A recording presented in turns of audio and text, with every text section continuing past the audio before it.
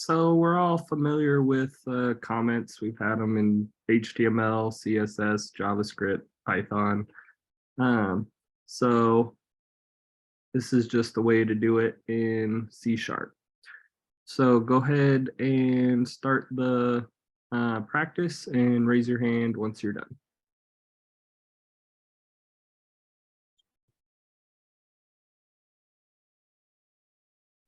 Can someone put the link again in the chat? It won't show me my my course anymore. Yeah, me too. It's weird, like it disappeared. Huh. Okay.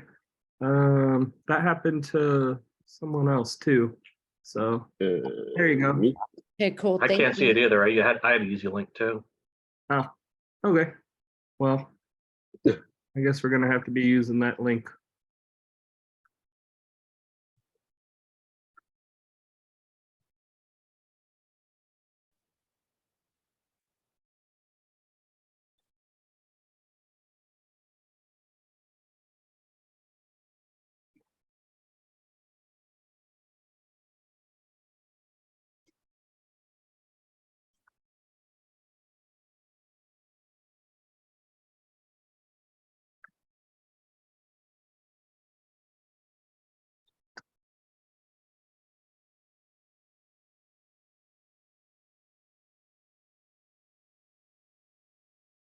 All right, seems like a lot of you've got it, so we will move on. For this one, it just wanted you to uncomment out the console.writeLine C# is the best. All right. What is the output of this code? Int x equals 8, and then this is commented out, so x is still 8. It never changed to 3. You went too fast on that problem. I didn't get it. Well, this one's pretty easy. I'm gonna give you the one to delete. which one? This one? Yeah. Well, you just had to uncomment it out. Oh, I see what you did. Hold on, I did that wrong then. I deleted it. I didn't delete the slashes like it said. Oh, all right. Okay. All right. All right, yeah, thank you. You're welcome. Okay. So this will look familiar from, I think, JavaScript. But David, can you read this one? Multi-line comments. Comments that require multiple lines begin with \* and end with */ at the end of the comment block. You can place them on the same line or insert one or more lines between them. Adding comments to your code is a good programming practice. It facilitates a clear understanding of the code for you and others who read it. Good. So actually, I think that's from CSS. Hold on.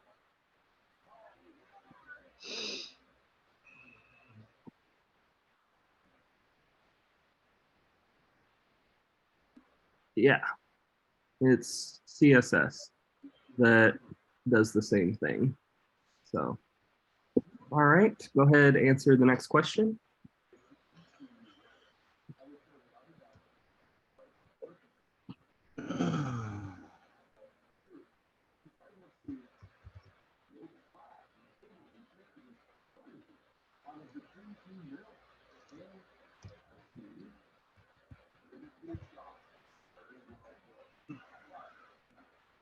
Okay, fill in the blanks to make the text a comment.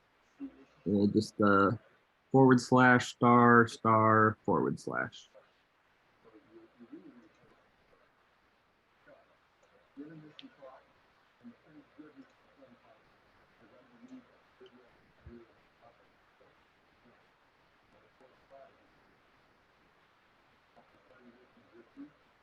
Roger, can you read this one?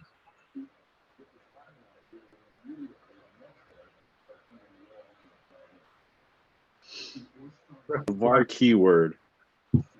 The variable can be explicitly declared with its type before it is used. Alternatively, C# provides a handy function to enable the compiler to determine the type of the variable automatically based on the expression it is assigned to. The var keyword is used for those scenarios. Var num equals 15. The code above makes the compiler determine the type of the variable. Since the value assigned to the variable is an integer, the variable will be declared as an integer automatically. So a lot like JavaScript, you got to put var at the beginning when it's a var. And this is actually compiler, and that's going to be something new to you guys. So with Python, it's all built in to one. But with C languages, you have to compile it and then run it. It all comes out the same in the end, but it's just one more thing. So anyway, go ahead, answer the next question.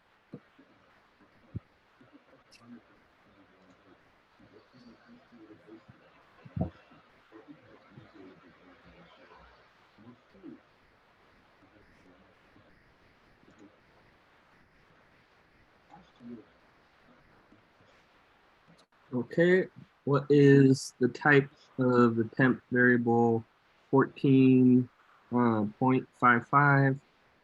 It's going to be a double. Wait, real quick, what is a double? So a double is like a float, but more exact. So it's Okay. like a more exact float. Okay, thank you. You're welcome. Brian, can you read this one? The var keyword. Variables declared using the var keyword are called implicit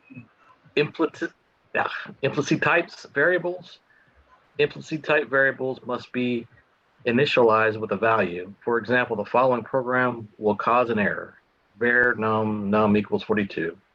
Although it is easy and convenient to declare variables using the var keyword, overuse can harm and the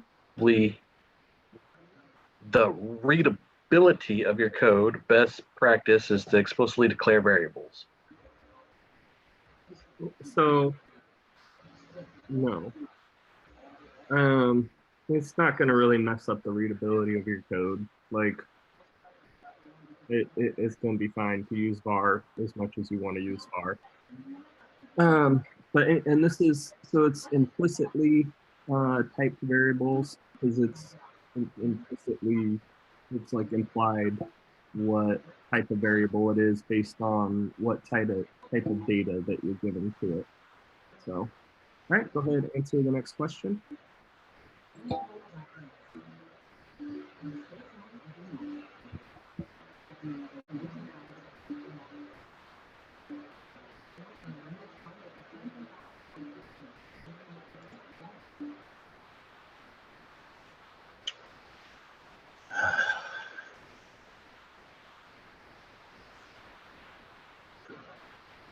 What is the output of this code? Var n1, n1 equals true.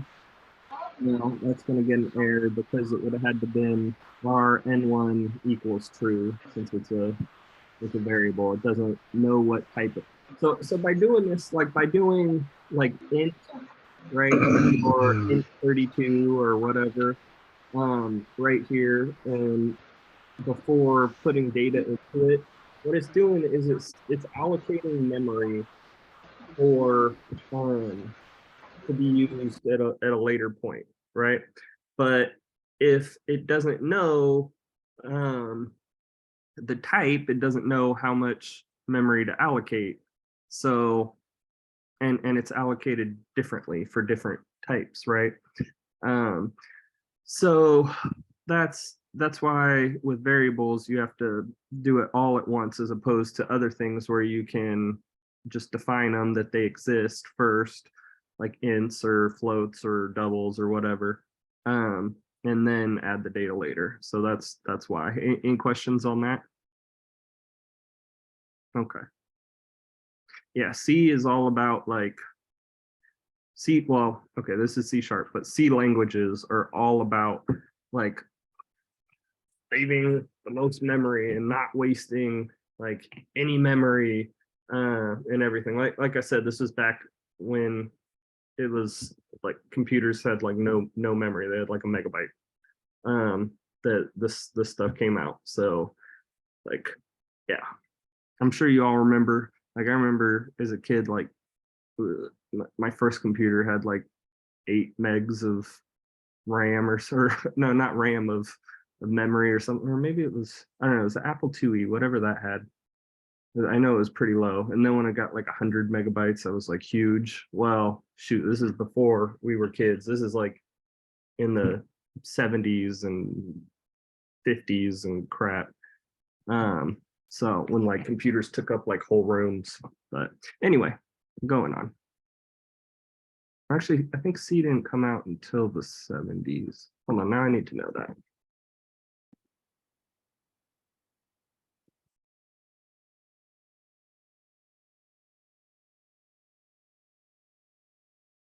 Yeah, it was the 70s.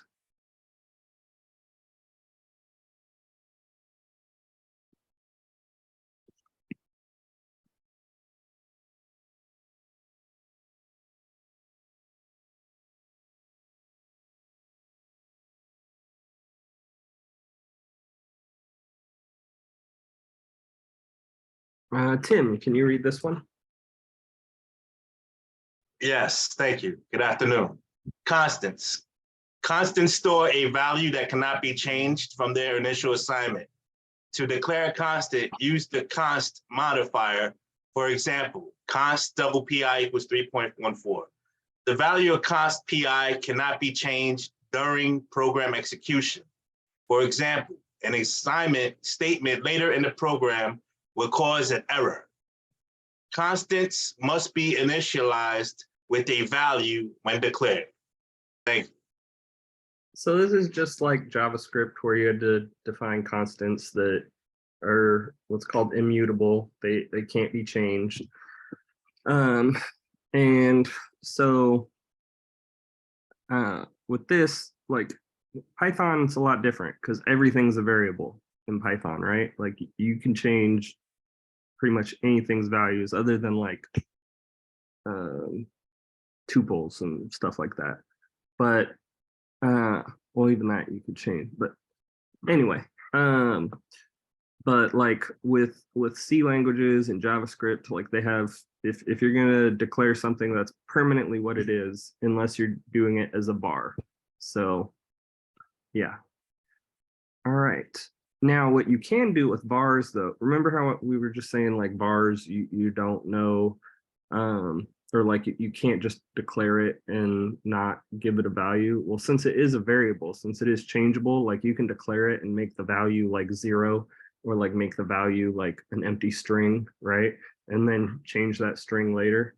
But yeah, so I know that's it's kind of backtracking of what we were just talking about with vars. But anyway, constants, once you create them, they are what they are. And as you can see, you have to both define, okay, it's a constant, and you have to define the data type. Okay, it's a double. And then, okay, here's the name, and then the value.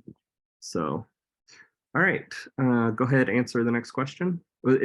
Anybody confused on that? Some of y'all look like you were like trying to grasp what I was saying, maybe not fully understanding. Anybody not sure? Do you need me to elaborate some more?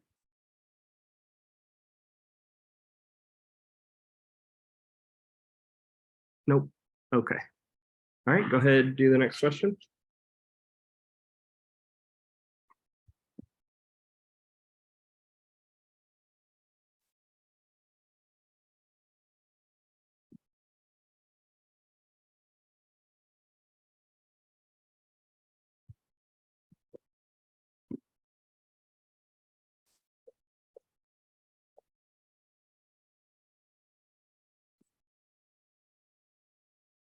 All right, fill in the blanks to make the variable num a constant. Const int num. So yeah, it's not really a variable at this point. Now it's constant.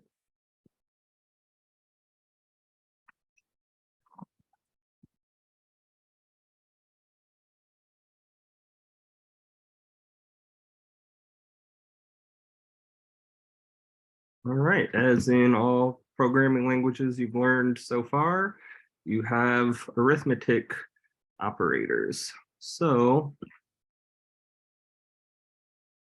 Patricia, can you read this one? Yeah. Operators. An operator is a symbol that performs mathematical and logical manipulations. Arithmetic operators. C# supports the following arithmetic operators: addition, subtraction, multiplication, division, and modulus. Run the code and see how it works. Okay, so it's just the same as everything else. It just does, what ever operator it is. And just remind, so this is the thing I kept calling floor. Floor is the double of that. But anyway, so division and then modulus is the one that leaves the remainder. So, all right, go ahead, answer the next question.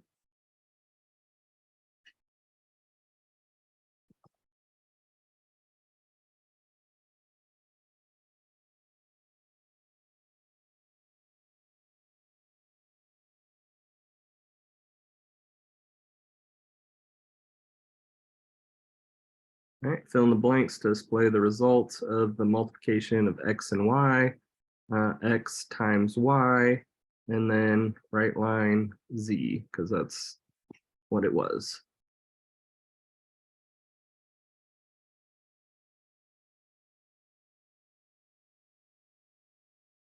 Mark, can you read this one? Yes. The division operator divides the first operation and the second. If the operand and both integers are remainders, or any remainders is dropped in order to return an integer value. Division by zero is undefined as and will crash your program. So just like Python, no, you can't do division. You'll get a zero division error. So yeah, so with this one, since there's a remainder, it just, well, it's an int. So an int can't just be converted to a float. Like Python would just make this a float, right? Well, no such luck with C#. So go ahead and do the next one or answer the next question.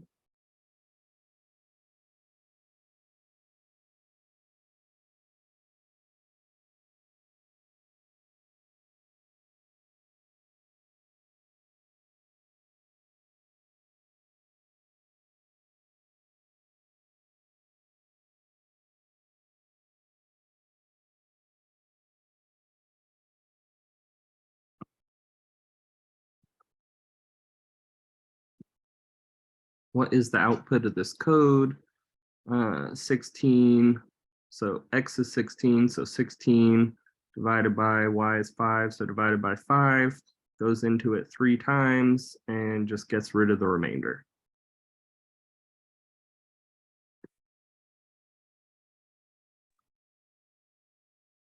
Kevin, can you read this one?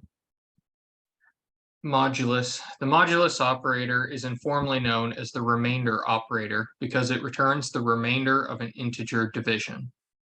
Run the code, see how it works.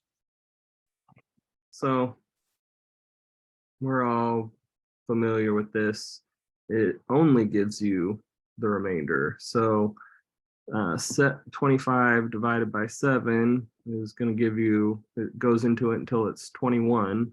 And then there's 4 left over. So all it's going to give you is the remainder. So if you wanted to be more accurate with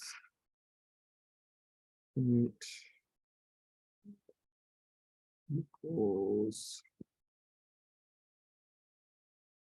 since it's not going to give you the remainder,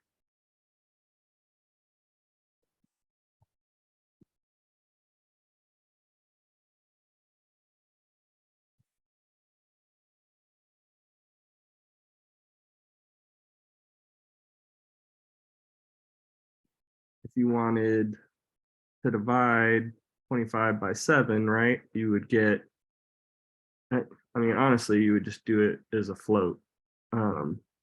But anyway, if you weren't going to do it as a float and you needed to stay an int for whatever reason, right, then you divide it and then also get your remainder. Any questions there?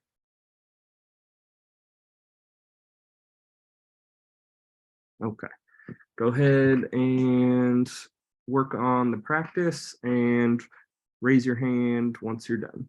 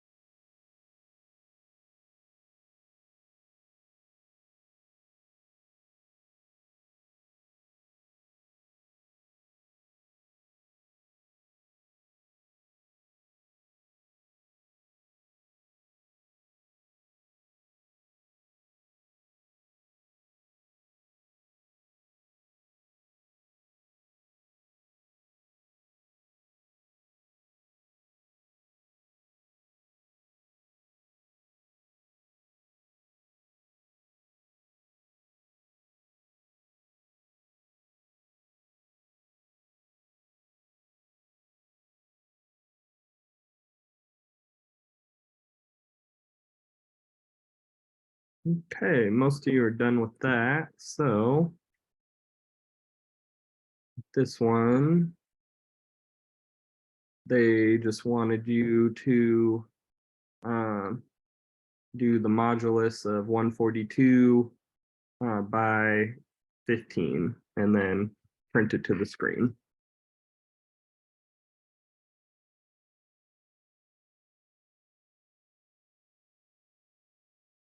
And for this one, which operator is used to determine the remainder? The percent sign. I'm still stuck on the last one. I'm sorry. Oh, okay. Do you need help? Do you want to do screen share? Yes, please. I thought I had it initially, and then I saw yours was different because mine didn't work. Hold on. Let's see, share. I saw that. Did I do it right? Yeah. Okay. I saw that you started doing. Yeah. So then now just do your 124% 15 and then add a colon at the end or semicolon at the end, and then just do console right line X. Oh, so I don't. Okay. So Yeah, delete this. yeah, don't do it in there. Do it, get your answer, and then print that answer. So now hit run, and you'll be good to go. Did you plug in the right numbers? Click the problem. Thought I put in the right numbers. One. No, no, you did it kind of dyslexic. Yeah. 142. Do you have dyslexia? Never mind. I don't want to ask that. That's not. Sorry for asking. No, it's fine. I've been asked that so many times, and I probably am. I've just never been diagnosed. Oh, okay. I was gonna say, like, if you were dyslexic and needed, like, I don't know, extra help or whatever, I'd be happy to help. But okay. So moving on. Did anybody else need help, or are you guys good to go? Okay.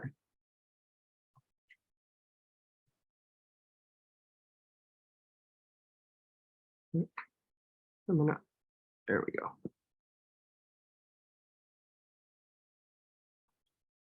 Mike, can you read this one? Yeah.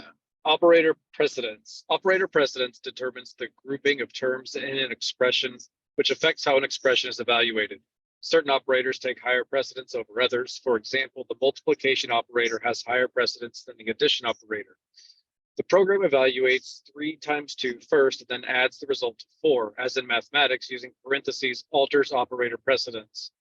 The operations within parentheses are performed first. If there are parenthetical expressions nested within one another, the expression with the innermost parentheses is evaluated first.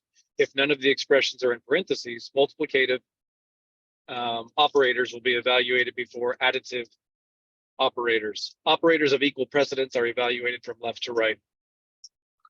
So it's just PEMDAS, like you learned in school, parentheses, multiplication, division, and this isn't part of the PEMDAS because that's not like a thing in math or whatever, or at least not in like basic math. And then addition, subtraction. So just remember that. Okay. Go ahead and answer the next question.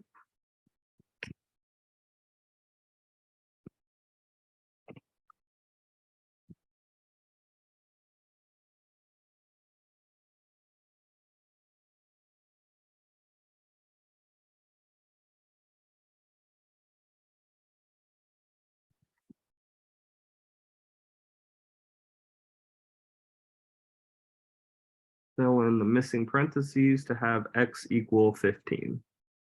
By putting parentheses, it's going to do the 2 plus 3 first.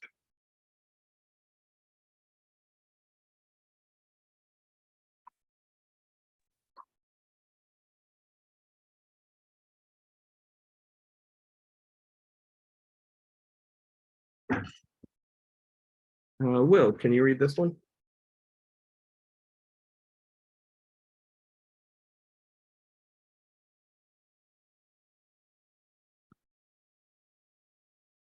You're muted, Will.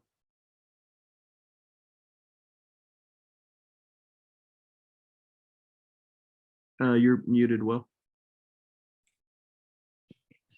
There we go. There you go.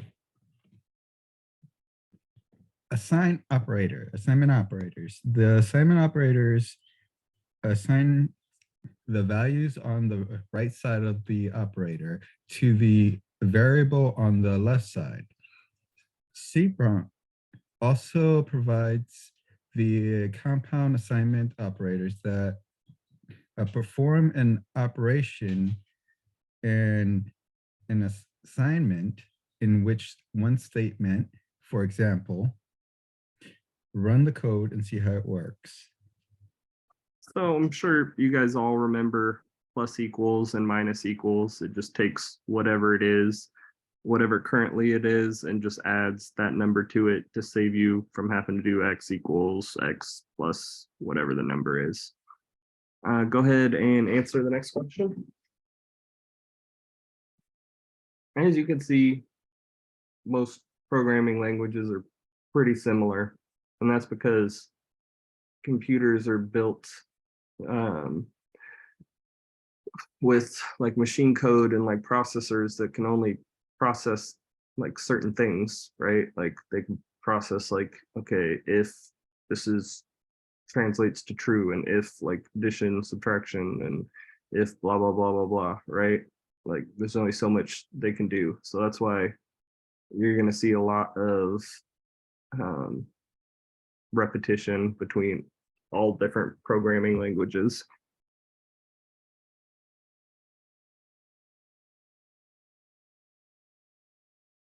Brendan, it's kind of Well, an answer, but I'm curious, why is there so many languages if they're so similar? you cut out, Mike. I think your question though was why are there so many languages if they're so similar? And the answer to that is just that everybody wants to do their own thing. Like for a long time, C was kind of the standard, but there were still tons of different languages out there. And that's because people who build the computers are able to, create their own language for their type of processor if they want. And then also people like make languages because they think, oh, this will make it more simple. Like Python was created using C to create Python to make it simpler, right? To eliminate a lot of the bullcrap that's just unnecessary. So that's why Python was created. And other language and other things like Go is like Google's language, and then people there. I mean, there's lots of different reasons people created different languages.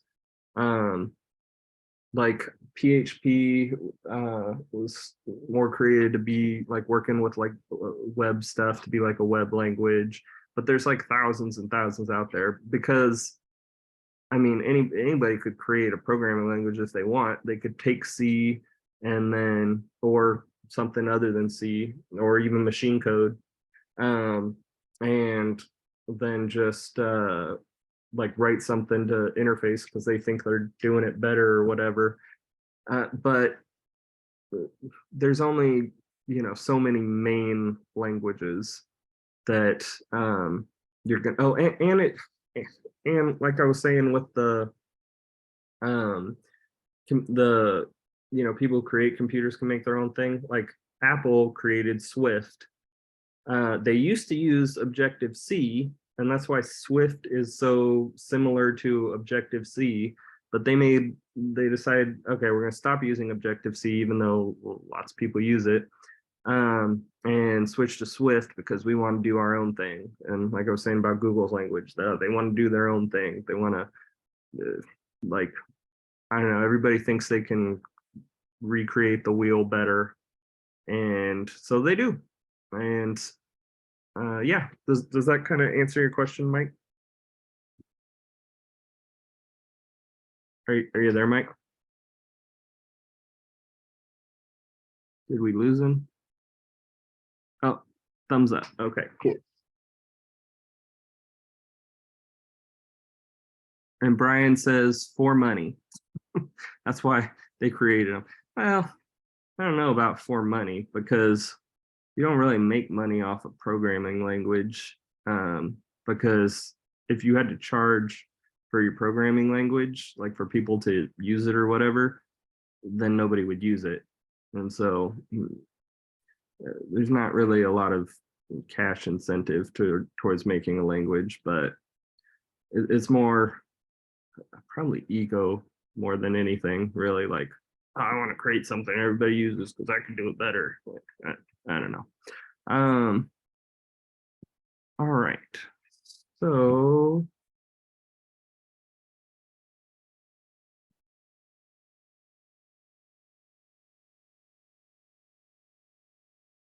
Samantha, can you read this one? Assignment operators. The same shorthand syntax applies to the multiplication, division, and modulus operators. The same shorthand syntax applies to multiplication, division, and modulus operators. Kind of repeated themselves there, but okay.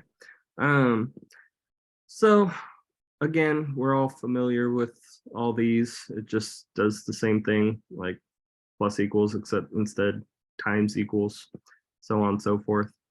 So go ahead and do the practice and raise your hand once you're done.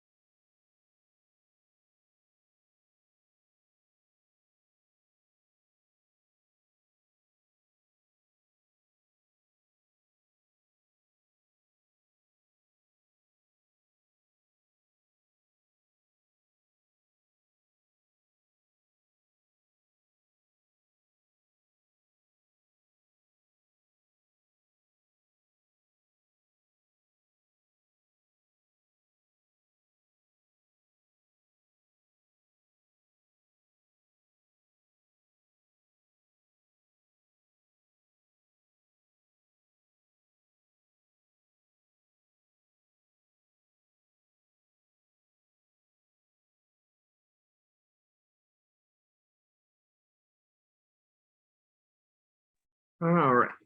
Now looks like a lot of you are done. So I'm gonna move on. So with this one, they just wanted you to take the salary and do times equals 12 and print it to the screen. Okay. But I wasn't finished with that, Brendan. Oh, okay. Do you want to do screen share? Sure.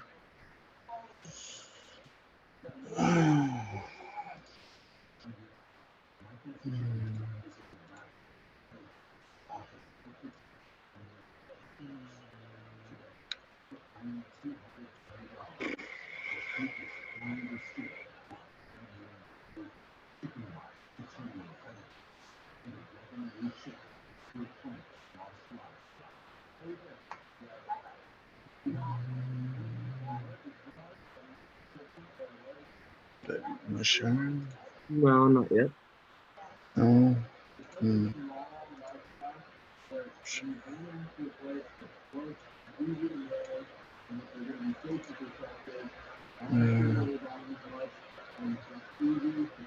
Not sure what I was doing.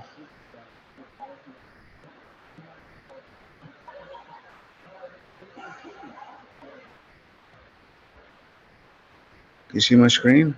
Nope. The heck? Well, here, maybe this will help. I'll put my screen back up, and then you could see what I did.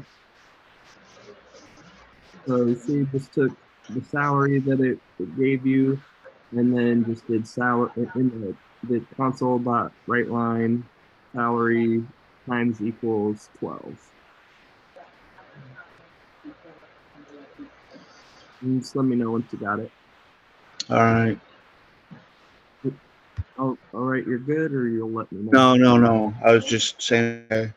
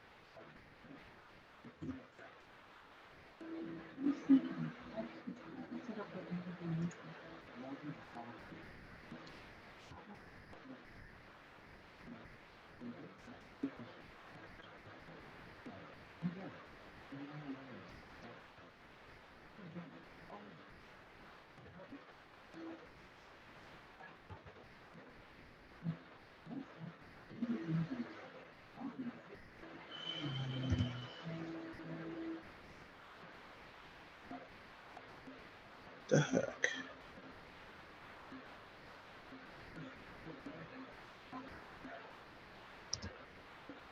Are you still having issues?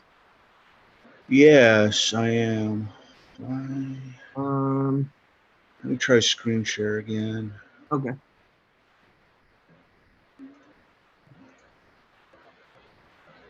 Can you see my screen? Uh-uh. What the heck? Did you make sure to put? Well, what does it say in the error when you run it? And did you make sure to put semicolons at the end of everything? Yes, it says user code error. Console does not contain a definition for read line. Do you have the L in line for read line capitalized? Oh, no, I did not. Oh, there we go. Okay, that was it. Sweet. All right. So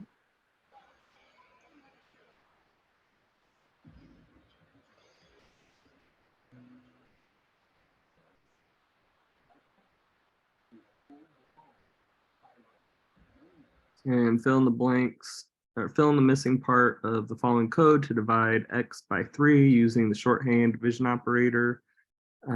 Divide equals 3.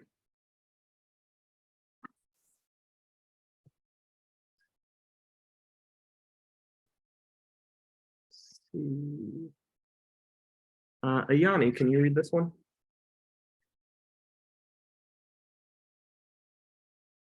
Increment operator. The increment operator is used to increase an integer's value by 1 and is a commonly used C# operator. For example, the increment operator is used to increase an integer's value by 1. So I'm sure you guys all remember this too, with like JavaScript and Python and everything, just like x plus plus, same as x plus equals 1, or x equals x plus 1. So, all right, go ahead, answer the next question.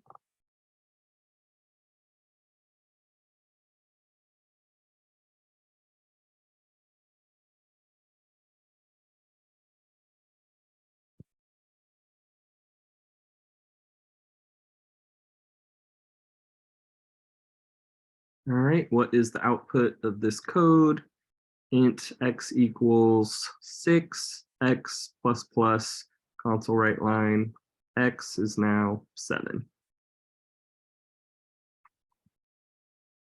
Jacob, can you read this one?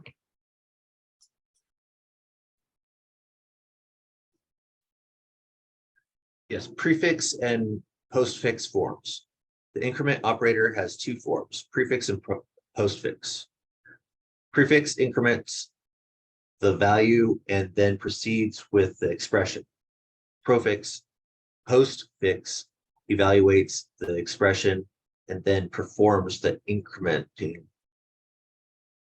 Prefix example, postfix example. The prefix example increments the value of x and then assigns it to y. Postfix example assigns the value of x to y and then increments it to x. So you guys probably remember this from JavaScript and I think Python also. But anyway, so with this, if so here it, which one? This is the prefix example. So in this one, it's going to increase the number and then save it to the variable. So x is 4 and y is 4. With this one, with the postfix, it is assigning the variable and then increasing it. So with this one, x increased by 1 because it did the x plus plus, so it's like x plus equals, or x equals x plus 1, right? But y is what x was before we increased it. So if you have it the plus plus before, it's going to make your variable x after it's been increased.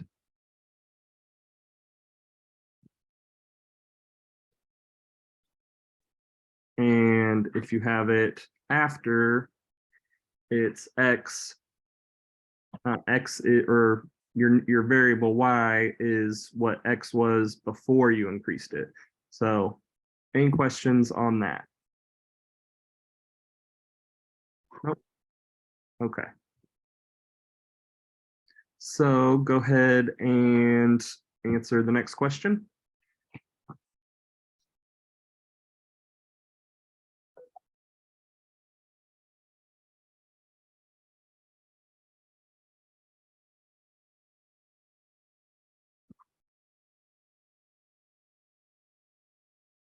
What's the difference between plus plus x and x plus plus? X plus plus uses x's value, then increments it. Plus plus x increments x value before using it.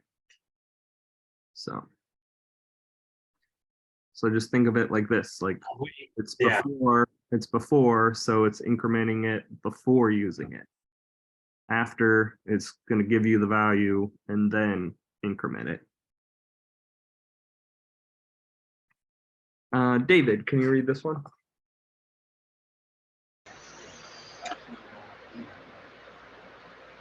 Decrementing operator, or decrement operator. The decrement operator works in much the same way as the increment operator, but instead of increasing in value, it decreases it by 1. The decrement operator works in much the same way as the increment operator.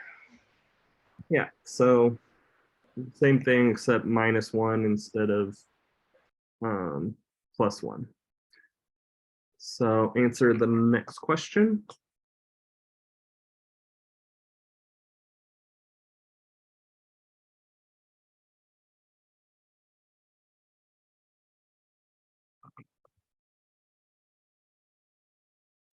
Fill in the missing operator to decrease the value of x by 1, x minus minus, and then print x. All right, it's not to make it confusing. Increment is plus plus and decrement is minus minus or dash dash, right? Yeah, Okay. yeah, or think of it as minus minus because that's what it's doing. All right, so that is a good place to stop for today. So now let's go ahead and work on getting your, so you should all have Visual Studio downloaded now. Does anybody not have Visual Studio downloaded? Nope, we're all good. Okay, so who would like help getting your first app set up so you can try out all this C# stuff? Jacob, your hand went up first. So didn't I help you? Who was it I helped last week? I think it was me. Oh, okay. Jacob, you want to do screen share? Your camera is all crazy.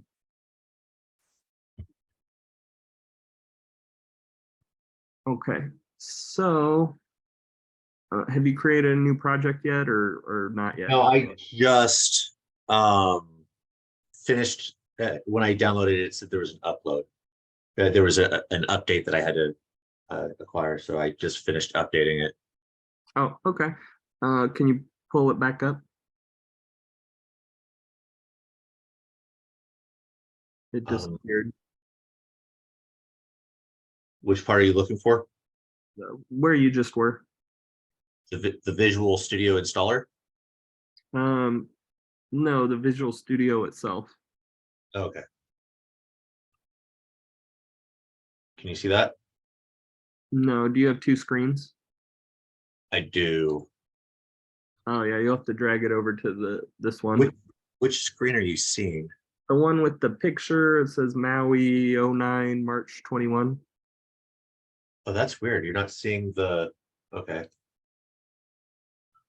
That's weird because I was seeing it on mine, but I didn't see it on yours. Apparently you're not seeing. Okay, let's see here.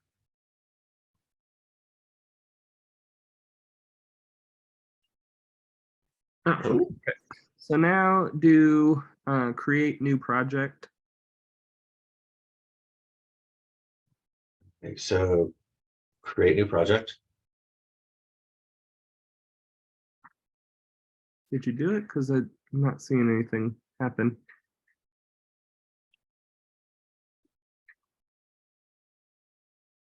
Oh. What the? Oh, that's getting weird. Okay, so you're seeing it on my left screen. Yeah, I guess. I wonder if I can.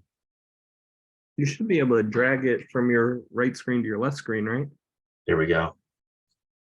I use my my right screen because I have it on a TV so I can see better.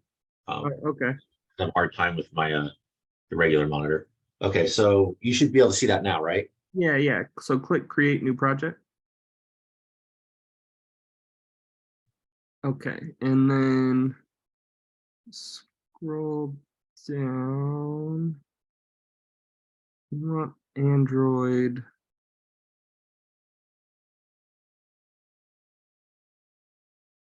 Xamarin. Scroll back to the top. Maybe I missed it. Hold on. Should I just go Android? Yeah, do Android and mobile. Okay. Oh, good. Xamarin right there. Okay, so the blank app, Xamarin Android. No, it's like third from the top. This one? Wait, why did that say F sharp? Choose language C sharp. I'm sorry, say again. When it says all languages, change that to C sharp.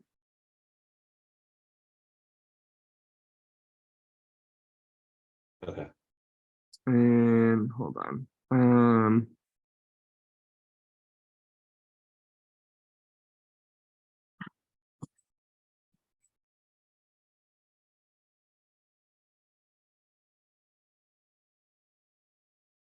I guess you'll just go with the top one. Which I don't know if that has Xamarin or not. Try that and then we'll see. Okay, so I just click it Yeah. and push next.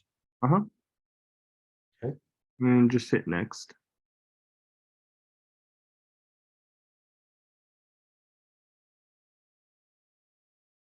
And just hit next or hit create.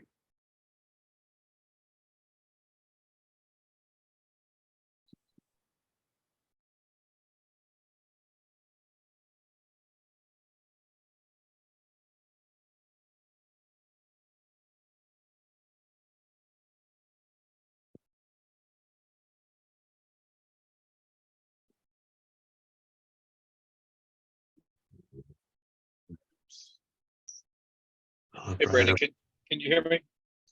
Yeah. Are we downloading Visual Studio, the .NET multi-platform app UI? Well, when are you on your computer?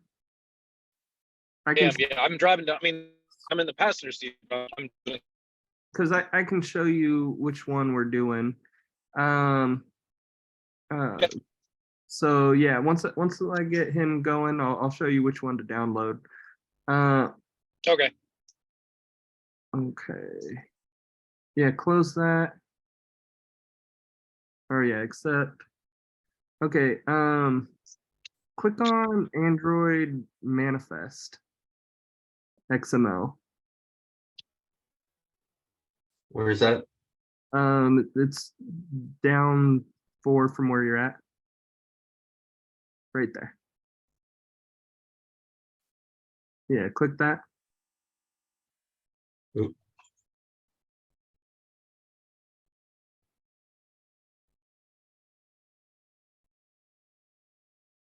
No, this is XML. This isn't XAML. Okay, enlarge your C# main activity CS. Should I exit this one out? No, you can leave it up.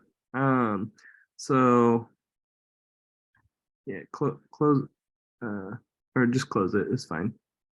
And then expand the one right below what you opened, where it says C#. So the Android manifest one below it. Yeah, click on the. Well, okay, click on the thing to expand it. Okay, click on your main activity.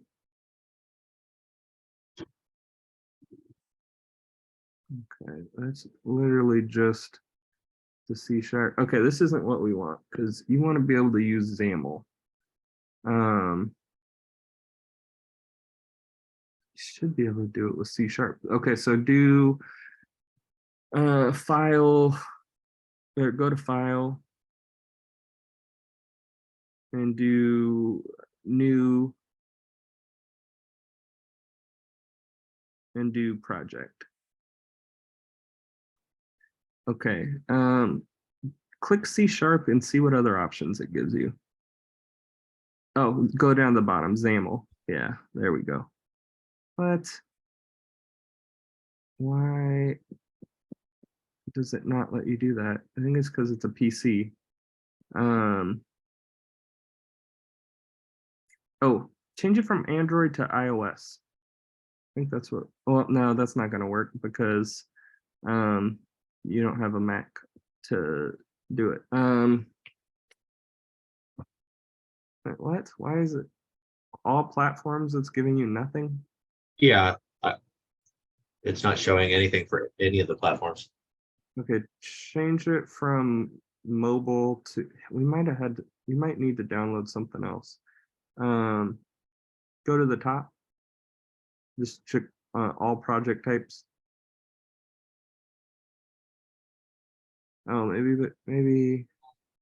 There are options when you click install more tools and features, and the box that says not finding what you're looking for. There's another bunch of softwares here. Maybe they might have that when you're looking for. What's it called again? Xanafil? Xanabin? No, XAML. XAML. Okay, click install more tools and features, like you said. Good looking out, Tim. All right, thank you.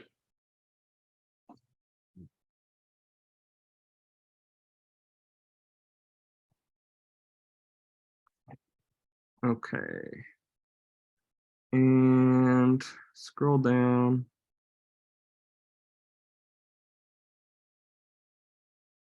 I think maybe it's because you needed that top or scroll up. So I think you needed the .NET development. So in the desktop and mobile, click the .NET desktop development one that says like C#, Visual Basic, stuff like that. No, not that. The .NET desktop development. Yeah, right there. Okay, click modify. Wait, hold on. Hey, look, on individual components, Uh-huh. there's a tab box on the top of the screen that says modifying Visual Studio, individual components. You click that and you type it, XAM, and there's some that comes with the Xamarin. Oh, okay, go ahead and do that. There's workloads, individual components, language packs, and installation locations. The tab you want to click is individual components. Yeah, do you see where that is up at the top? Like on your menu bar, kind of? Yeah, right there. We go. Okay, and type Type it. XAML, XAML. Right there, you see it? Okay. Okay, actually, yeah, just do Xamarin. Click on Xamarin right there. And then click modify. Okay, so I'm gonna have to come back to you. Does somebody else with a PC want to do screen share?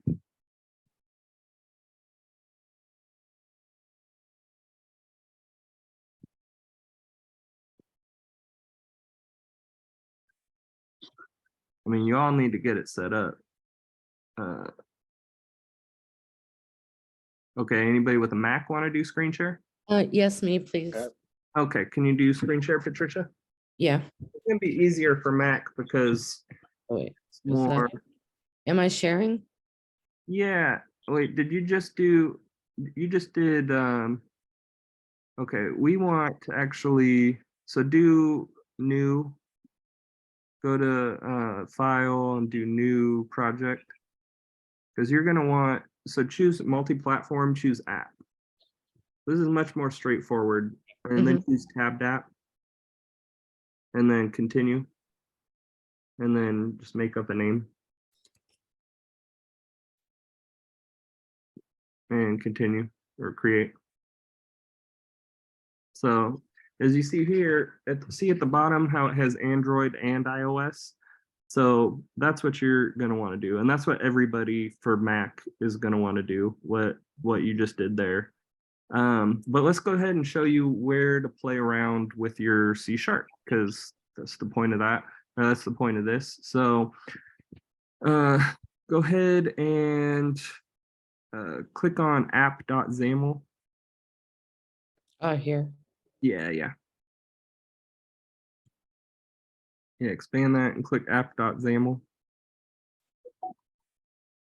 Well, that's your C. Yeah, click that one. That's fine. Double click it. I mean. Okay, so here is your C# for your app. Wait, did you do tabbed app? Yeah. That's weird. It doesn't look tabbed. Expand models. Here.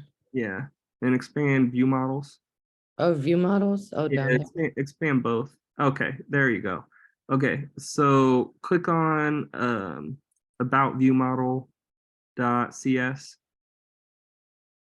Double click, and then expand views right below view models. Here. Okay. Yeah, right there, and then click on about page XAML.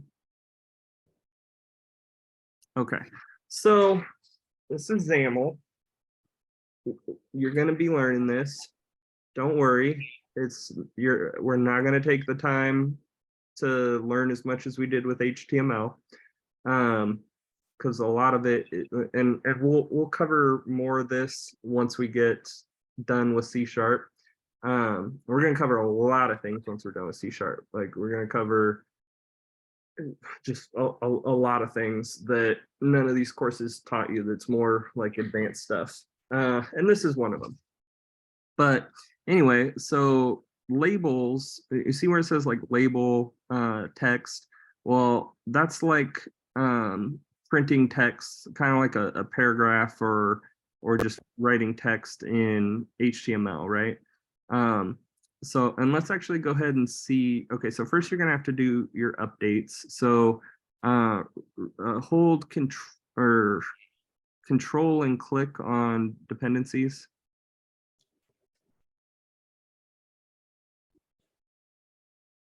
Maybe it's not control. Okay, close that. Control. Hold on. Let me try it again. There you go. Okay, click update. And then hit accept. And then expand your test2 app Android at the very bottom. And then same thing, packages, control click, update. And I don't know why they don't just have it updated as soon as you install the app, but that's, I don't know, a horrible downfall. And then same thing for testapp2.ios. And then yeah, update.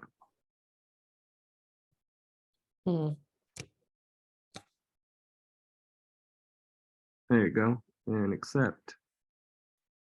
Okay, so now we're gonna want to, and okay, I could have you guys just build a C# console app, but I feel like, and it would be a lot easier to use C#, right? But I feel like that's defeating the purpose, because the only time you're going to be using C#, at least with me, is in order to build mobile apps. So we might as well just get started on mobile apps from the get-go with C#. So, okay, go ahead and change it from up at the top where you've got that play button. It says test app Android. Click on test app Android. At the very top, right next to the right of that play button in the upper left corner. Here. Yeah, right there. Click that and change it to iOS. And then go ahead and hit play.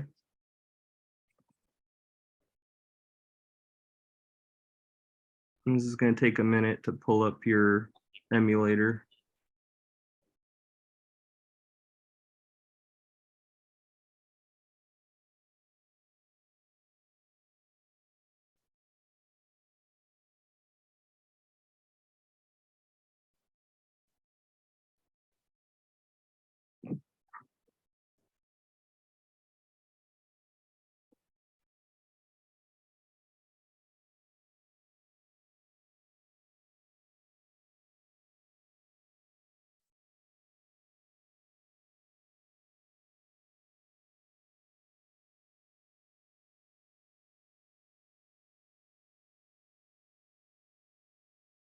I haven't, oh. Now a phone pops up. Yeah, and that's gonna be your emulator. Just give me one sec. Where did it go? Right here.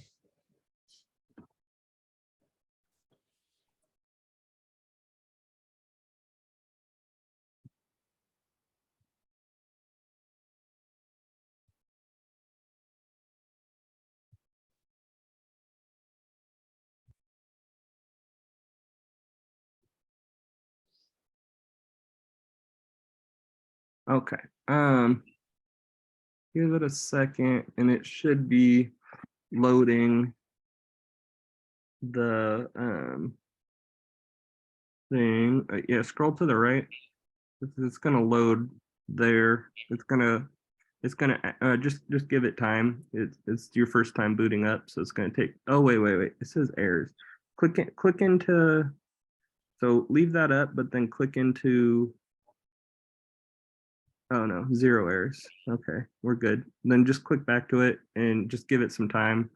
It's gonna need time to load that. Mhm. So we'll just wait.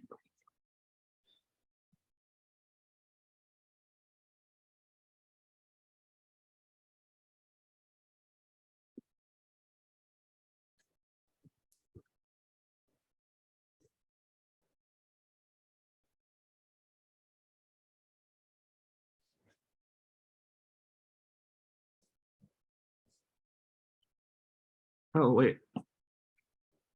Click back to Visual Studio and hit play again, because it doesn't look like it's playing.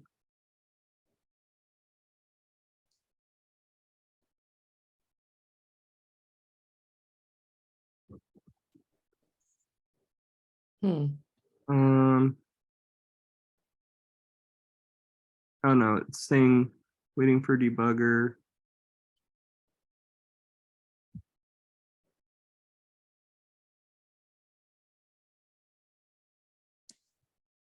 Yeah, I guess just wait.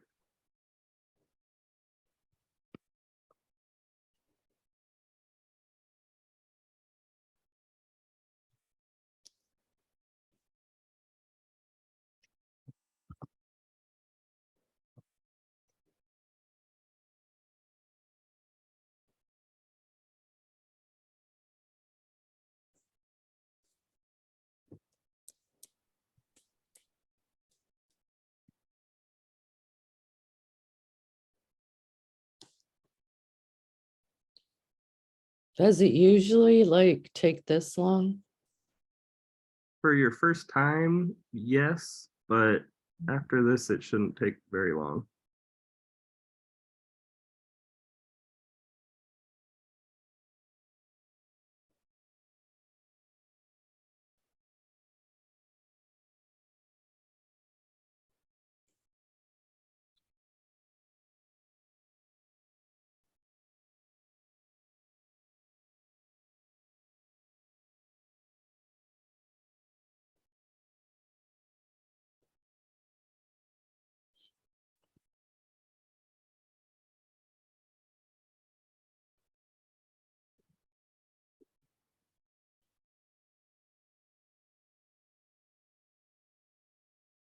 Oops.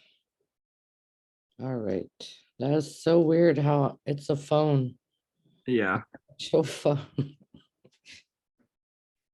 Shoot, how do you get out of it?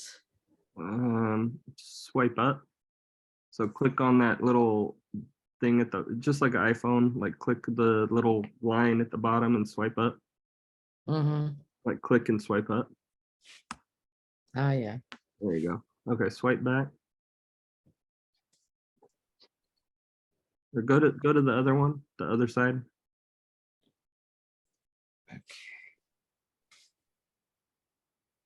Okay, just leave it here because if it's gonna install it, it'll probably move the thing over there. Mhm. But okay, while that loads, let me know once that loads and I'll go ahead and help somebody else get set up. Okay. Okay. So, okay, Samantha, you have your hand up. Did you have a question or did you want to volunteer to have me help you get everything set up? I was trying to get it set up, but I think it's I'm at the new project, so I don't know where to go from here. Okay, can you go ahead and click screen share?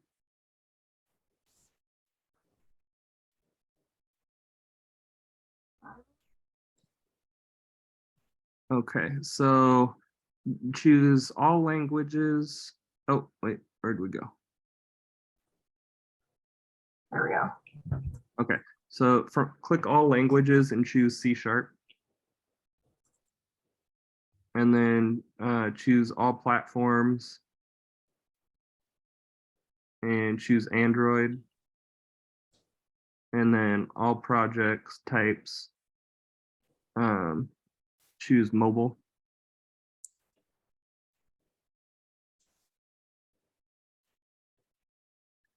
Okay.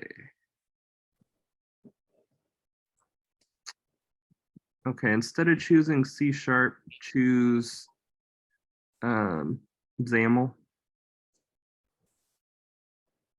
Damn. Okay, so click on install more tools and features.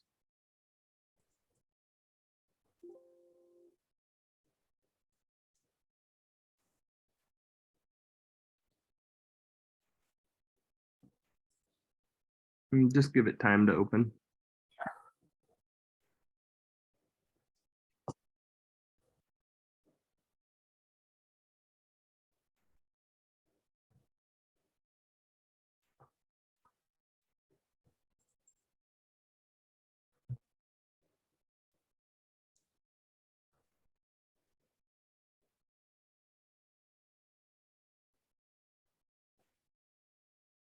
Maybe click that tab to the right, or not the tab, but the thing that's open to the right.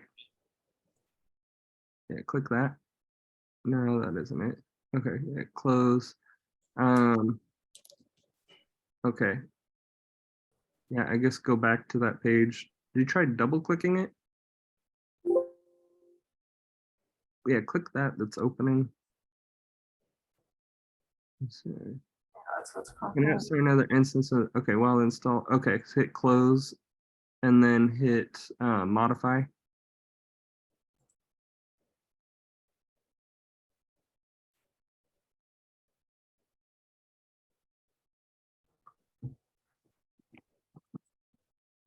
And then, okay, that's all checked. So click individual components and type XAM and then choose Xamarin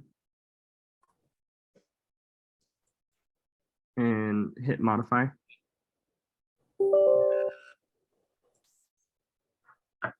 You have pretty fast Wi-Fi? It's okay. It's not super fast. Oh, okay. Well, in that case, just let me know once it's done. Jacob, is yours done loading? Yes, yes, it Oh, is. you want to do screen share?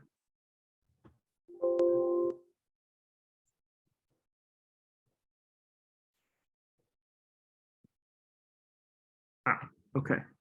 So choose from all platforms, choose Android.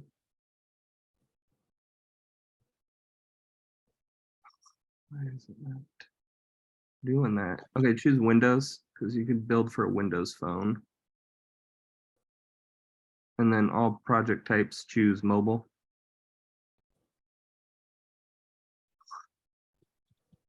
Why isn't it not letting you? All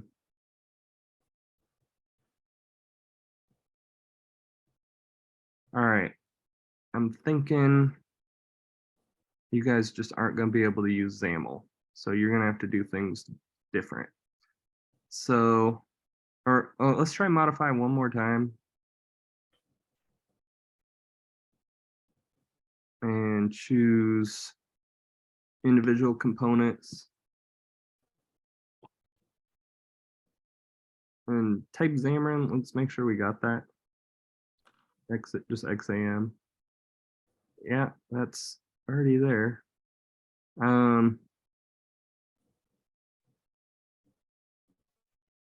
Okay, so close that. There's nothing else here that I need, right? No, nothing that's gonna work for you. What's the install while downloading? What is that? Down the bottom right, by close. That's just a thing for if you're updating stuff, it'll install it while it's downloading, I guess.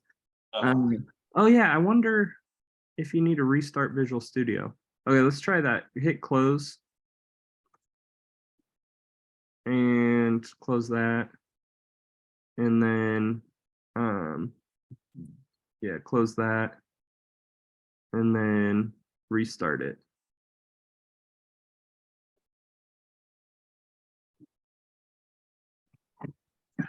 Okay, now click create new project.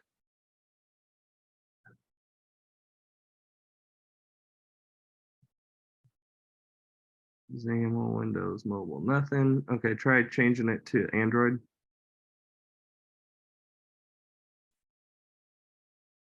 Oh, okay. Change XAML to C#.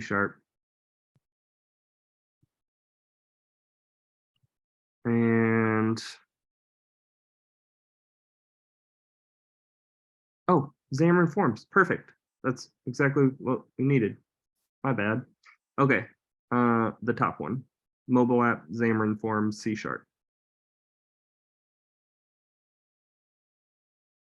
Okay, click create.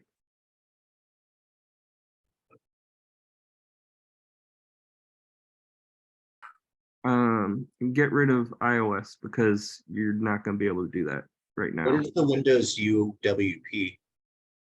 That's Windows Phone. Sure, go ahead and click that too. So you'll be able to build. So on your own, you'll be able to build Android and Windows Phone, and to be able to launch for Apple, you'll have to add. We'll link your computer to my Mac so you can do iOS, but for right now, for testing, just Android and Windows is fine. So click You create. need them to select tabbed instead of flyout. Oh, shoot. Well, it's fine.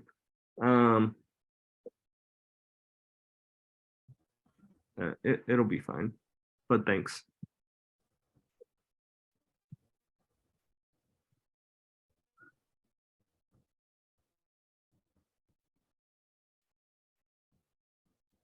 And when I created mine, I skipped that create for Windows. Is that going to impact the way I use the software later on? Or should I just redo it? This is just a test app that you're just playing around with. It's not like one you're gonna deploy. Okay. So it's just to get you familiar with working with building mobile apps. Because it's pretty much the same. You only have to do like a few things different, and it's mostly at development time. For Apple, like you have to drag your photos in separately when you're building for iOS. But other than that, the main stuff is going to be done with Xamarin. Okay, so go ahead and click on views. Oh, on the far right. Yeah, click on views and expand that. And click on your about page.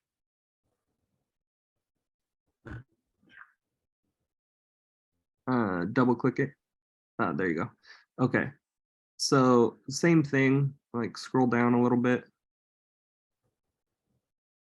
Like your you're gonna see eventually label somewhere. Yeah, see label, like in your label is where you're gonna be adding stuff, but you're gonna want to add it programmatically. So we'll go over that, but first go ahead and, okay, so see where it says universal windows. Let's change that. So click that and change it to Android. And then click on play on the Android emulator. Yeah, click. Yeah, just that one right there.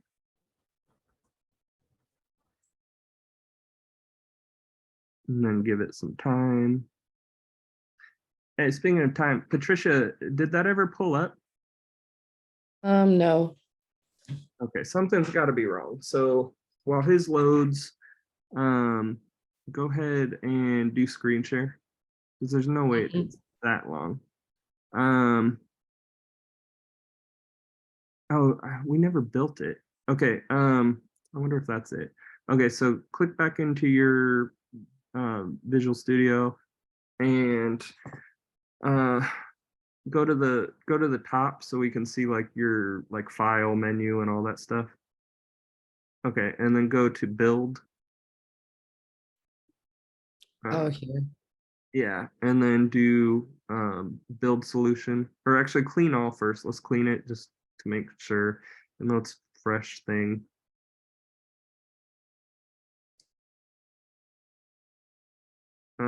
Okay, clean successful. Oh,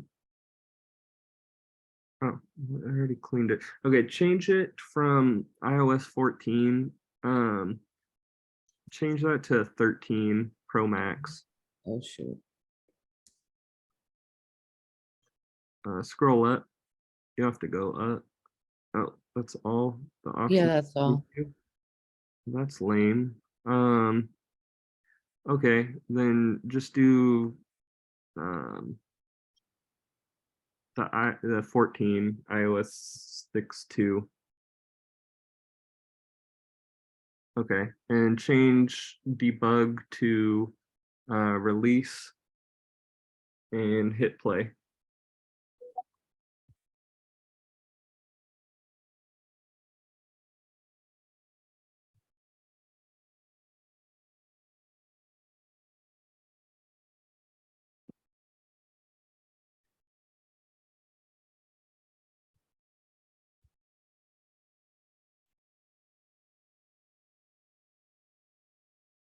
Okay, go ahead and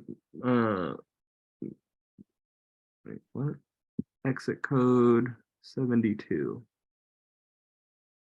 Install the app on. Okay, go ahead and highlight that failed to install the app.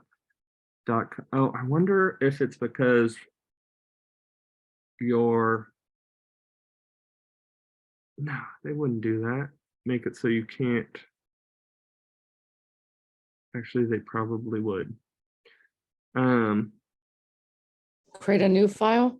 You might have to make your company name a real company name, but hold on. Let's go back to that error. Click down to the error. Oh, shoot. And then okay, so there's no errors. Click on build output. Up here? No, down at the bottom. Right next to here. errors where it says build Oh, output. shoot. What am I doing? Okay, scroll to the bottom. I'm gonna say build successful, and then okay, go to, because I swear it said failed. All right, go to your iPhone simulator.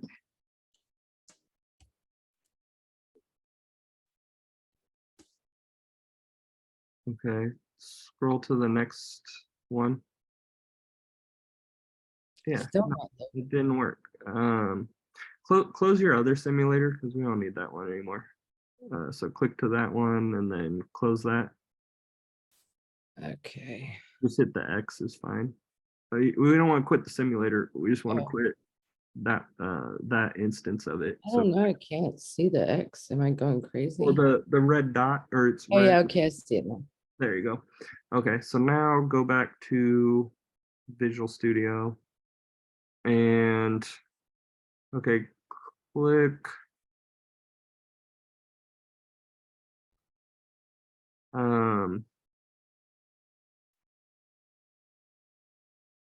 package console, I guess. So let me find out where it said that failed to install. Yeah, go to the bottom. Packages are up to date. Okay, click and now try tasks. Oh, okay. Tool output. Nope. Okay, application outlook. Here it is. There we go. Okay, copy that. Well, just to the where it says error at the beginning of the line. Okay, here the failed one. Uh-huh. Well, we want the error code too. Oh shoot. Okay, so copy that and paste it in the internet.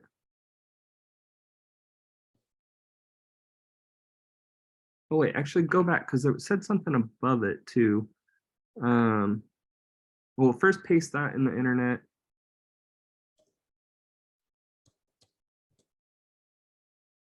Okay, and click on that. Okay, let's scroll down what it says. Start Xcode on the Mac, Xcode. Okay. Okay, so let's go ahead and start your Xcode. So go not Finder, but the one to the right of it, the apps, yeah, Launchpad. And click on Xcode right there. Oh no, you were right. It's up. It's here. Yeah.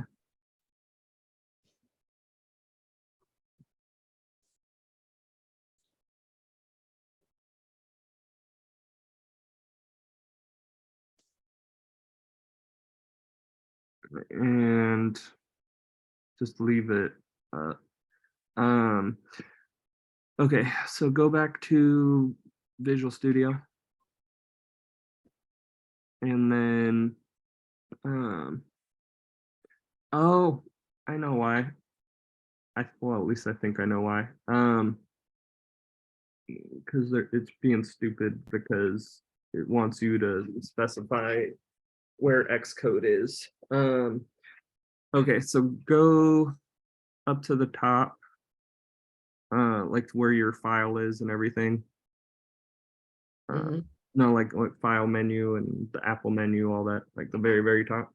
Yeah, there you go. Okay, and click Visual Studio and choose preferences. Okay, and then it has it selected.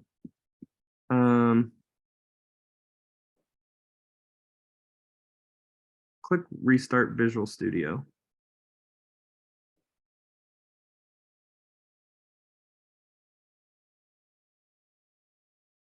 Okay, and then open the one we were just in.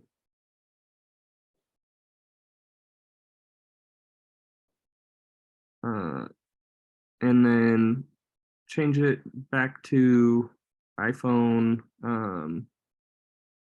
Yeah, that one, 14, and hit run or hit play.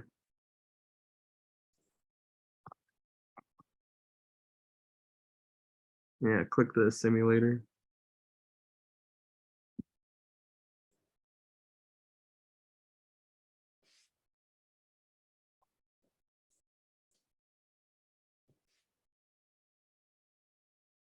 Okay, go back to Visual Studio. Oh, it's still getting the same error. Okay, highlight the top one. Yeah, copy that and paste that in the internet. In the internet.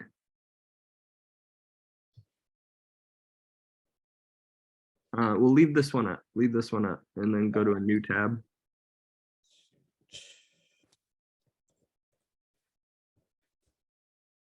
Okay.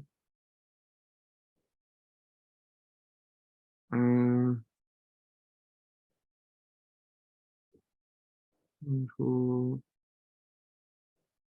Okay, go to Xcode preferences and locations, like it says.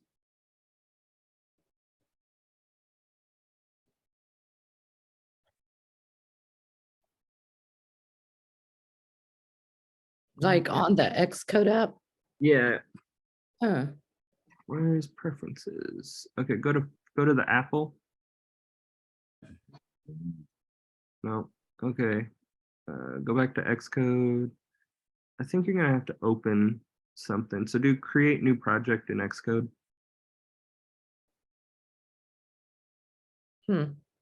Click on, so see Okay. where, yeah, that works. Okay, App. and then, yeah, just do app and next and just make something up. Oh, well, it can't, let's make it 3. Yeah, there you go.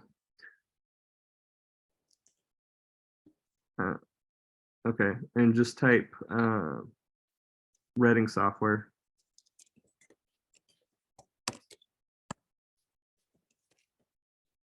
And next.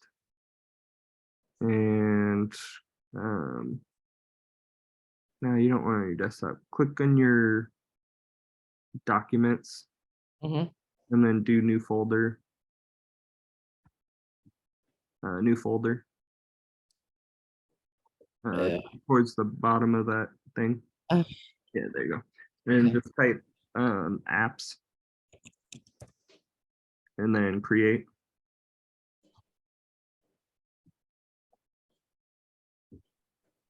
Let this load. So if you're going to build with Swift, this is what you'd be building with, kind of similar to C, but okay, hit cancel. And then go ahead and go to, now you should be able to go to preferences. Or not. File. No.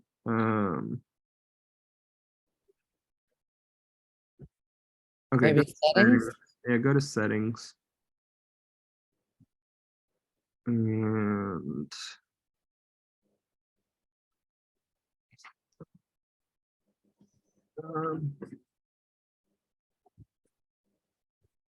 Maybe locations here. oh, yeah. Okay. Well, that's the same thing. Just hit cancel because it's not changing it to anything. Oh, wait. Okay. Okay. Try typing the password and see what happens. Okay.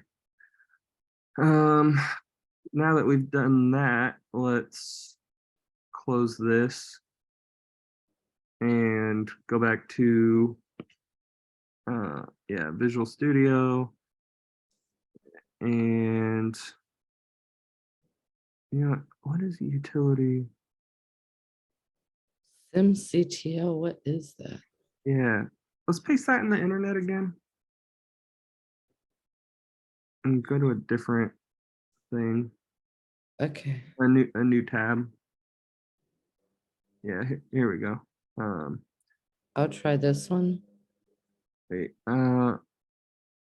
yeah, click the next one, how to fix run error, unable to find utility, that one. Okay, scroll down. Preferences, location. We did that. Really, we did that. That's so weird. But I wonder, wait, have we tried Xcode since we did that? I'm not sure. Or not Xcode, Visual Studio? Let's Let's try try. running it again.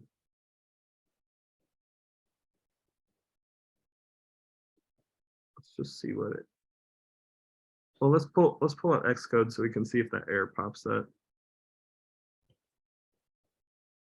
or sorry, not Xcode, Visual Studio, my bad. No, you're still getting the same crap. Wait, go back. Go back to that thing wherever we had it. It's weird the output one disappeared now from the bottom. There Wait, used to be another one saying output, I think, that had the error in it. It's gone now.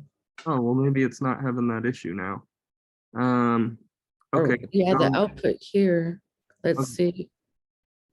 Yeah, go back to the simulator. Yeah, Yay! That fixed it. awesome. Cool. That was annoying, but I'm glad it worked finally. Okay, so now that we have Oh, so now- what was the issue? that thing that we did where you went to locations and selected Xcode. Yeah, but that was so weird. It already looked like it was selected, but I guess it wasn't. So Yeah. weird. Well, remember you had to enter your password after it was selected, so Yeah. maybe it like changed it and said, I don't know. It works now. That's Cool. what Thank you. matters. But we're not okay. So close or click to the Xcode one where it says like struct, content, view, all that stuff, and close that tab. We don't need that open. Yeah. And then go to Visual Studio. And so we're gonna want to do, okay, in your about page, go ahead and type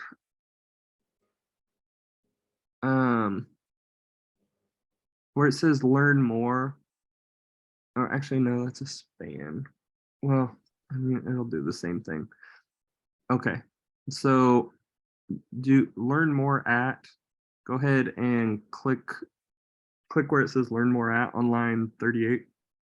Oh, 38. Okay. Mm-hmm. I hear.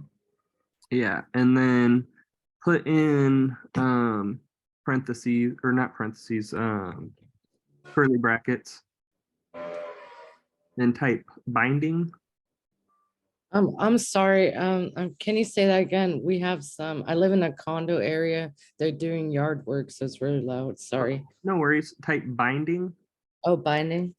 with a capital B, Uh-huh. and then add a space, and I guess just type test stuff. Okay, so now we need to go to our about, well, hold on, scroll up to the top because your binding context should be your about view model. Yeah, okay, so go to your about view model. So on the far left, like with the tabs open and stuff, it says about view model.cs. About view model. Mhm. Here. I see it. Yeah. And then add, so click after, click to the end of title and hit enter. And go to a new line or hit return. Yeah, there you go. Okay, now type test stuff. Oh, No, remember you did lowercase. Equals, and then in quotes, type, I don't know, this is a test.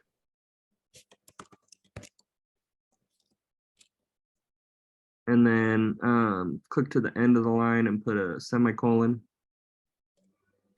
Okay, and save this and save your about Zane, or just do save all in the upper right corner.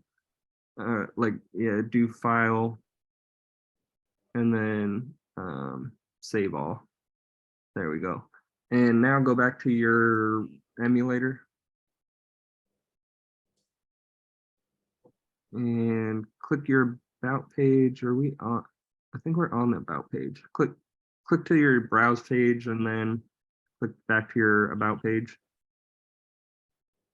No, that's not what we want. Click to your browse page like the other tab. No. Oh, Click the other tab. See where it says okay. browse? Yeah, click that. And then now click your about page. Why did that not work? Okay, we might need to relaunch it. Go back to your Visual Studio Mhm. and hit stop and then play.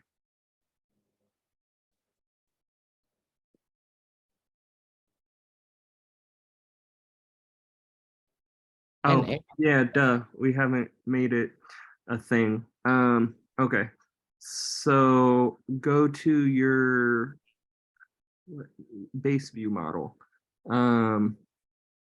where I hear. Yeah, base view model, click that. And then go down to where's it say title and stuff. Okay, scroll up. Oh, here's title, public string title. Okay, cool. So copy all that.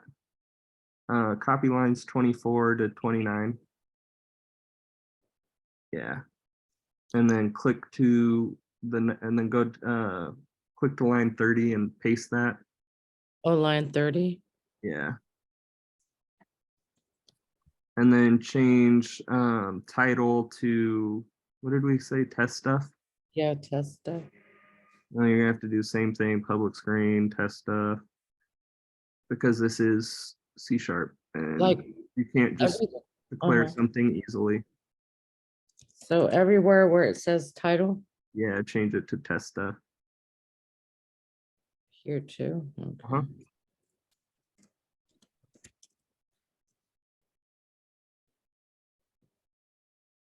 In there. Okay, and save that. And now hit no, just hit play. All good. Okay.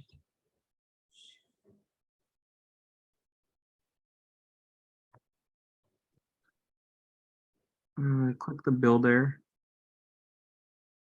Must have to add something else too. Mhm. When click go back to where you were at, like down at the bottom. No, where it says like build error 1, like cover over that. Why is it not click it? Why is it not popping up? It was popping up before.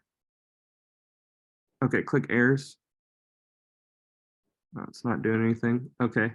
Then click errors over, yeah, there. Why is it not showing us the errors? Click errors. There we go. Yeah. Base view already contains a definition test stuff. Hey. Okay.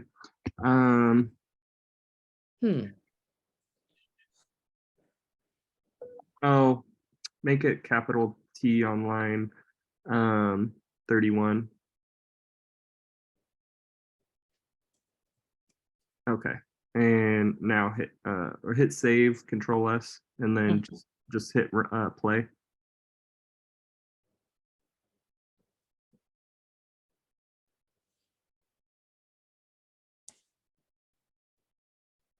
All right.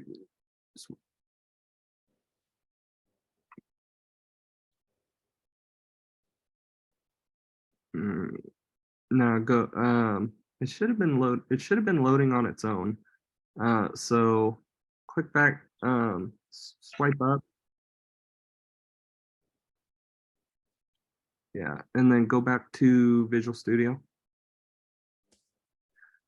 And hold on, let's see what happens, what it says.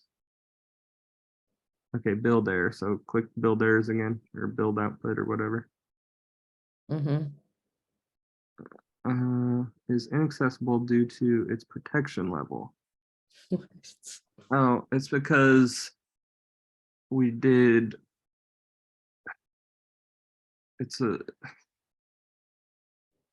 we did a set, I know we did set property. We did a get and a set.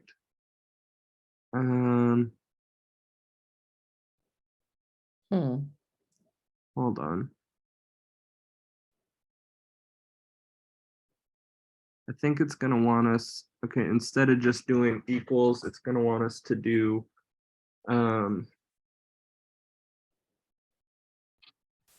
okay, go to your items page, or not your about page, I mean, where we're using that. And, no, sorry, your, About view model. yeah, that one. Okay, and change it to the capital T test stuff, because that one has the get set.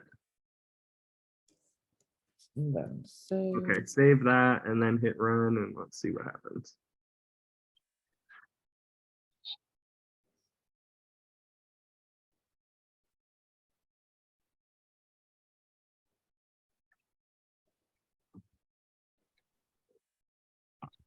Cool. Give it time.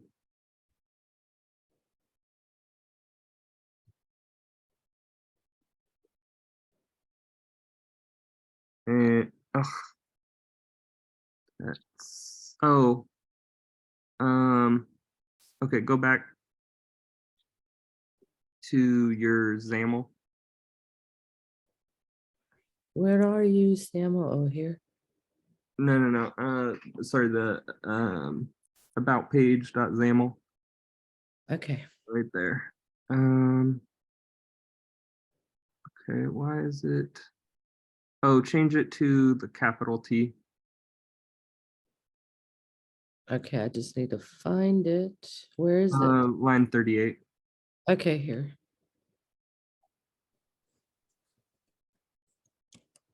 Okay, and oh, I think because it's in quotes.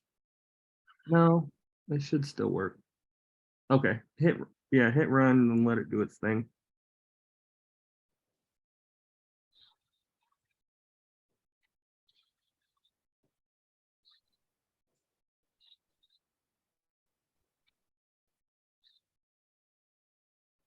It should open on its own.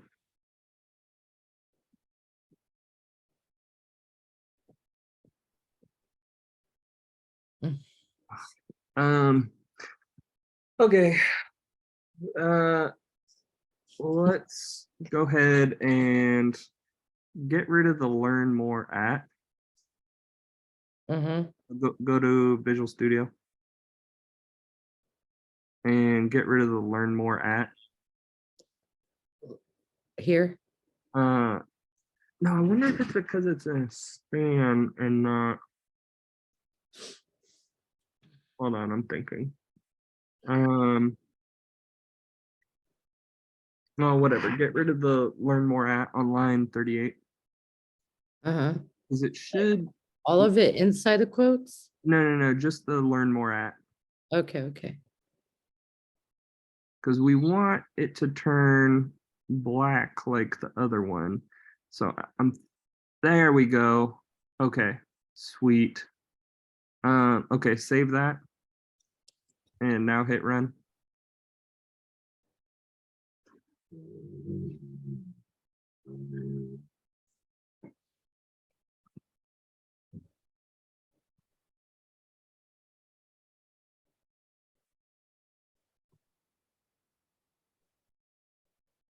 So it will open on its own without me having to press the button down here? Yeah, so just wait for it to do its thing. Or you can open the simulator, but then don't click the. Okay. Okay, so there we go. This is a test. That was a lot of work to be able to do that. But anyway, now, as you can see, so go back to Visual Studio. So now if you run and then go to the about page, CS. So now if you do like actual, you want to test out your actual C# stuff. So like, let's do,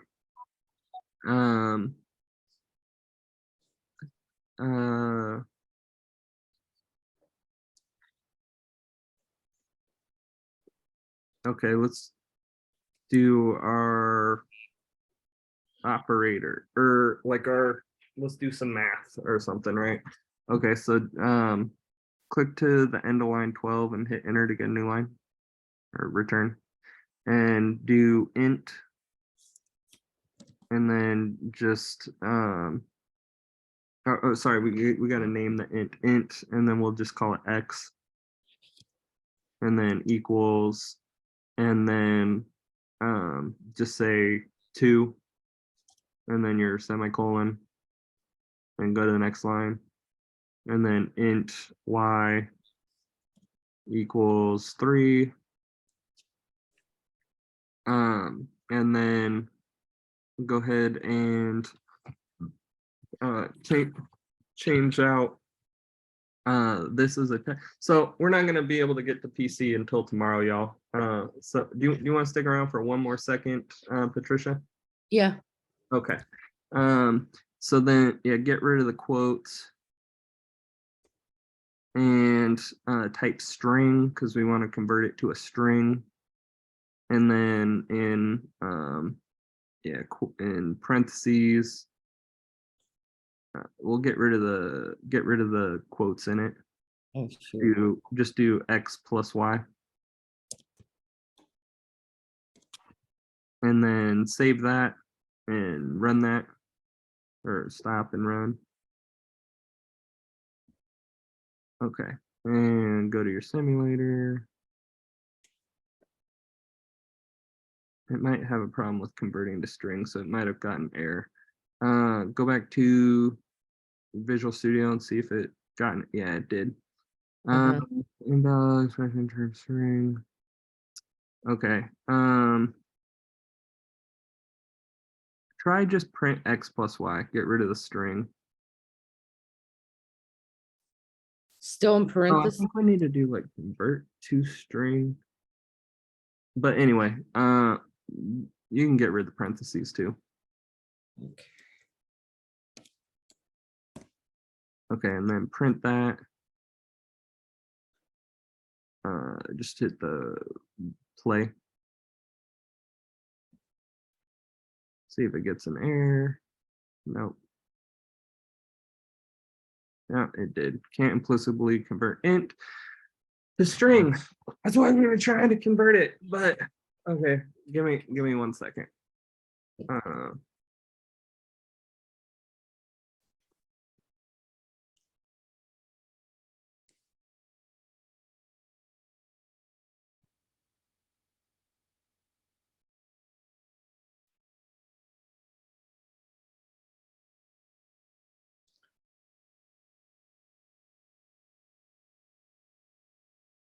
Oh, okay. So do this. So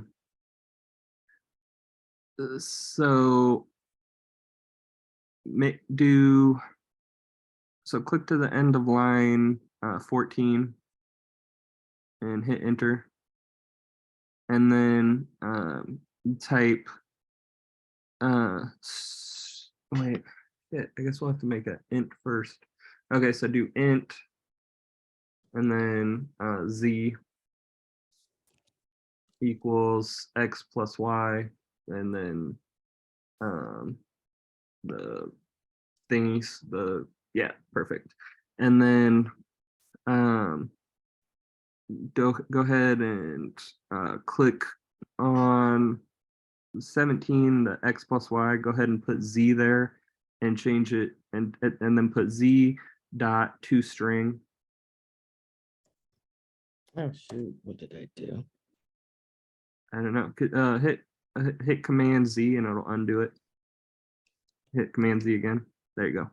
Okay, and then yeah, click there and do to string. To string. Yeah, just click that, and then hit play. Okay, let me save.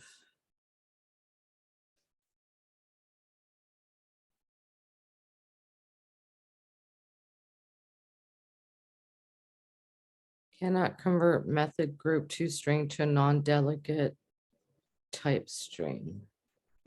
I wonder if it's because it wants you to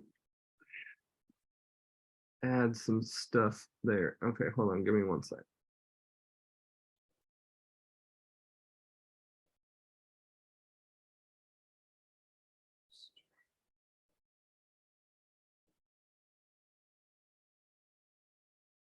Okay.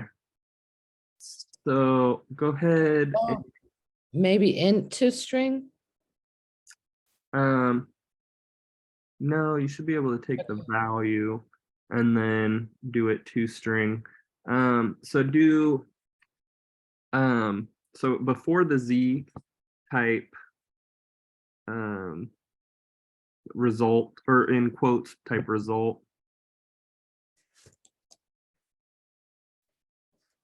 just so you know, everybody, y'all are good to go for the day. Okay. And then plus,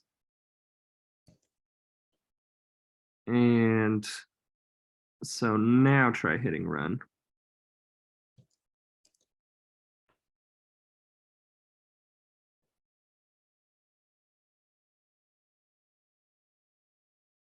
Hey, Brandon, before I go, the Sololearn is charging me my points. Is the bill still being paid for everyone on the class for software? You're the chief financial officer. You'd know better than me. I haven't changed anything. You haven't changed it? Because it looks like I'm not logged in or something. I'm paying for my points. It's not giving me access. I don't know. All right. Anybody else have issues with that? With what? With Sololearn not being pro version anymore? Sometimes it will do that, but it will go back to pro again within a few seconds. It's weird. Like there's a bug on their system, on their program thingy. All right. No problem. All right. Let's see what happens. Keep using it. Thank you. Have a good night. You too. Have a good one. Okay. Is the syntax for that convert with a capital C, then dot to string and the variable in parentheses? It probably is. So get rid of the to string and type convert. No, it's not gonna give it to you. All right, hold on one sec. Mm-hmm.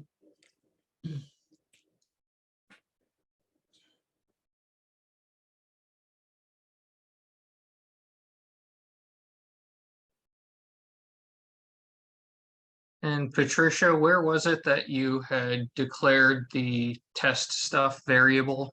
Was that in the base view model.cs? I believe it was. Let's see. Here, yeah. To string. Test. Okay, line 31. Gotcha. So am I supposed to capitalize like all test stuff? Because some of them are still lowercase. Oh yeah, it should be. Oh no, those ones can be lowercase. Oh, okay. It has to be a different name. Like the test stuff up there has to be different from the test stuff. It's two different things. The line 31 is different from all the other ones. Okay, so go ahead and try just result plus Z, because it should be able to actually convert. I know it says it can't convert it explicitly, but it should be able to. Please work. It's working. Oh my gosh, it worked. Sweet. Okay, let's check this out. Well, we'll see. I don't know if it's done yet. Oh, actually, it looks like it is. Sweet. Okay, so that works. Just let it convert implicitly. But anyway, so like if you wanted to do stuff like, let's say you want to do like the we haven't learned for loops, but we will, like for loop or whatever.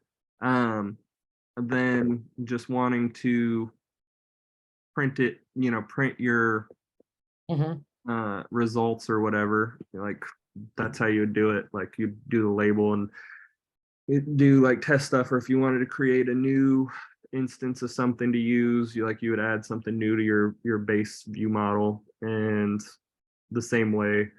That way you could use it there. That way you can use it across all your view models. You add it to the base view model, so you could do it there. If you wanted to, you could just add it directly, like you'd add your type and everything. Excuse me. Yeah. Directly into here, like your about view model, if it was just that one page. But now you can use that test stuff on any page. So anyway, we'll go over that tomorrow, the PC and stuff tomorrow. But any questions before we close up, Patricia? Oh no, that was it. Thank you so much. You're welcome. Have a good one. See you guys tomorrow. Okay, bye. Thank you.